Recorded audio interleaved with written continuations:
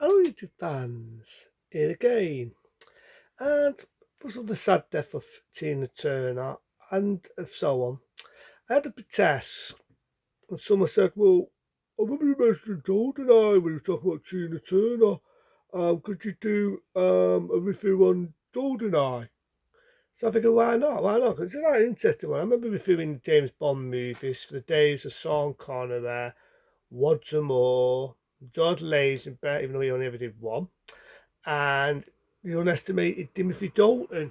But I've never done Pierce Brosnan, never done him. At the time, I just felt that I was always one of them. I would sooner to see what it would be like. And when it comes to Pierce Brosnan is not the problem if I get love letters. I actually like Pierce Brosnan. I think he's a very good, unestimated actor. Very good actor, I should say.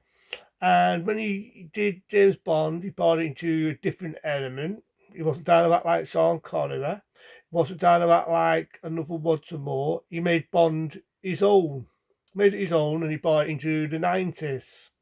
And he's only doing it a new look.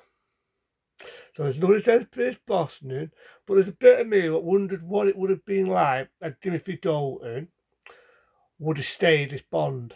There's a bit of me what wonders, fucking wonders, what it would have been like had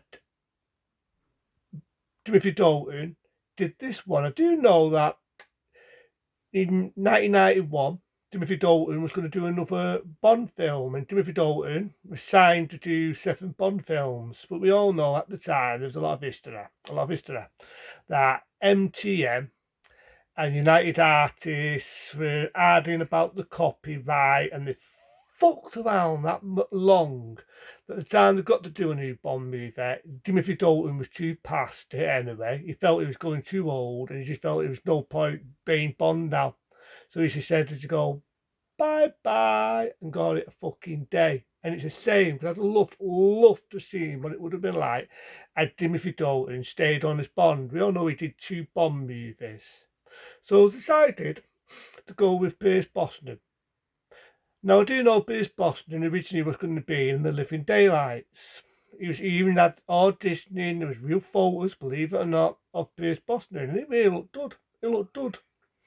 Um, but I thought Sam Neeson, who also reviewed for the part, I remember saying that, who was brilliant. I really love to see what Sam Neeson would have prized the role. We all remember him in Omen's Fee. He also did The Possession and a lot of other films, it'd be Jurassic Park.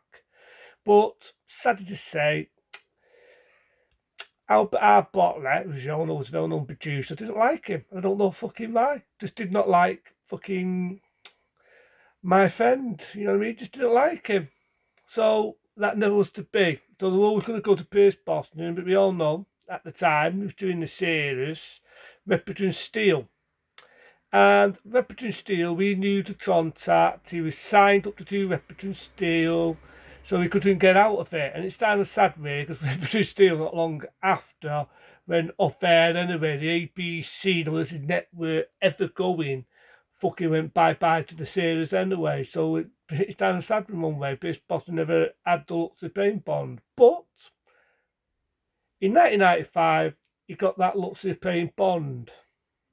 So I do like the opening. There's bits in it where I'm not going to rant it, but there are bits I will say that GoldenEye has problems, right? Has problems. I will say the bits I like and the bits I do not like, right?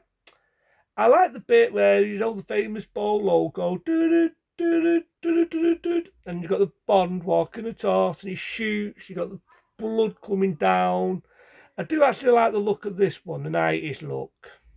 I felt the modern day, it wasn't like how it looked in the days of Sean Connery. It wasn't the days of how it looked when Timothy Dalton and Roger Moore did it. So, you know what I mean? It definitely was a new look. I do like that. It was in 3D when the ball was moving. I love that look. I like that. I do like the song, and I can't be disrespectful. I do like the song sang by Tina Turner, May she rest in peace, you know, GoldenEye. I do actually love that. I think it's a good song. I remember even seeing the music video. And I mean, I'm so surprised that they never have a Tina Turner that song before I expect singing to a Bond film. So I'm kind of happy that they bought Tina Turner to sing GoldenEye with never and never. So I do like that little look. I like the well-known image, that they used to do in them days when they did the song and you had all the beautiful girls moving about, doing a dance. I do actually like the way they moderned it up. So I do like that. And I like I keep saying, Pierce Brosnan is not the problem. I do like the fact that Pierce Brosnan makes a new type of Bond, brings it to the 90s. He's smooth. He's bringing it back to how it was back in the golden days. He's not falling on too much dad sits, but he's making it back to basics. Because for some reason, nobody ever liked License to Kill. It was a worst Bond, therefore, which I fucking really annoys me. Because I happen to like License to Kill, one of my favourite Bond movies. It's about the noise before. I had to pause the time with some noise. You fucking kids have been outside again making a racket. So we heard noise in the background. It was me fucking some noise a little once off. Um, so at the time, I do like that. But the only issue is,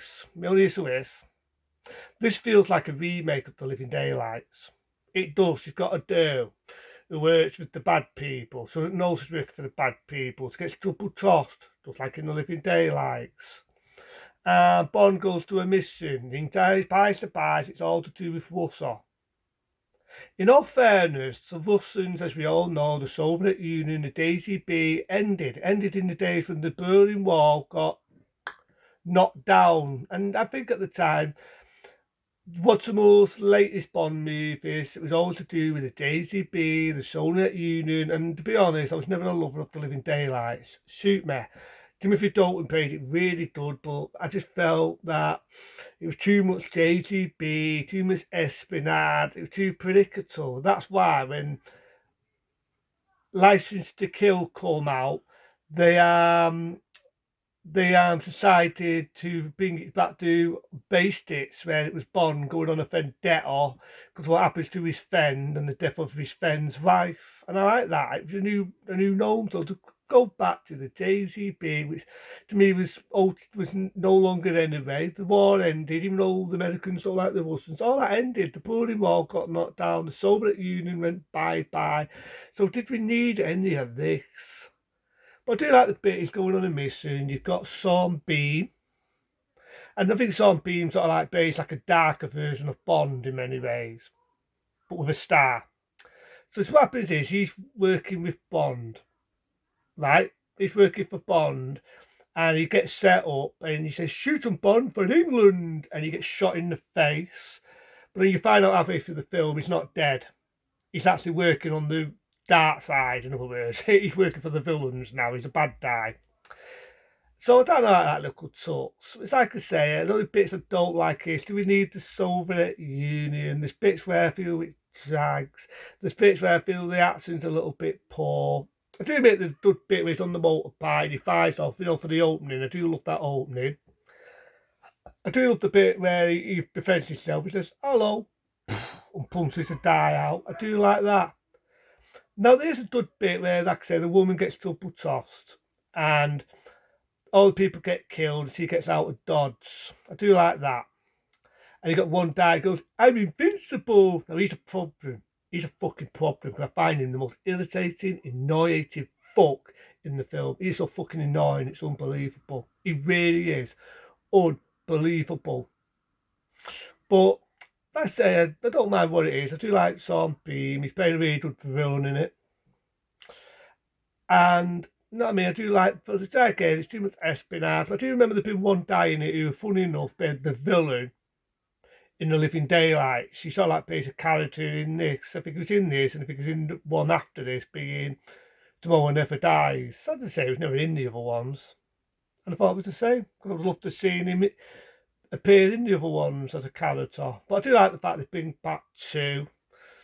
And then we all know he sadly passed away in '99, horrible accident. And so on. And I do like the fact that they have a new M, because we all know Saturday the M passed away and all, the second actor to play M. I won't set the tune for your eyes only because it was a different character altogether. So they have to now do a female version of them. So I kind of like that little touch. So it's like I say, Bond's on a mission. He finds out what was his mate. He's not his mate. He's a bad guy. He's a bit of a pervert in one scene. He even tries on the Bond who just pushes him away. There's a pervert. And I do like the which gold on the top. Very sexy, very attractive actress in that era. And I do know at the time when she was doing a fight scene with Pierce Brosnan and she accidentally fractured her ribs in real life. And I've got to admit, there's a set scene where she's shagging this bald guy and she simply shags him to death. Honest, I'm not being dirty minded. She steezes him to death, to be honest. And I'm thinking, would she really go for someone like that? I mean, she's not a bad looking girl. I thought, there's sort of a love scene with him and Pierce Brosnan. But it's interesting to have another female villain. I know they've had female villains before in Bond films. So, like I say, what happens is she's fighting with her. A little bit in the sauna. She says, no, no, no, no more foreplay. I like the bit where they're in the jungle, he's fighting, the thing kills the woman, and he says a line, she always did like a Dutch cheese. You know what I mean? I know originally that was going to be a lot more graphic and a lot more fixtures, but the NBA went like they do. So I don't like that. The drunk of the bad there, he's fighting with Sean Bean. He holds his leg, you think he's going to save him, and he says, no. He says a line, for England, James? And he says, no, for me.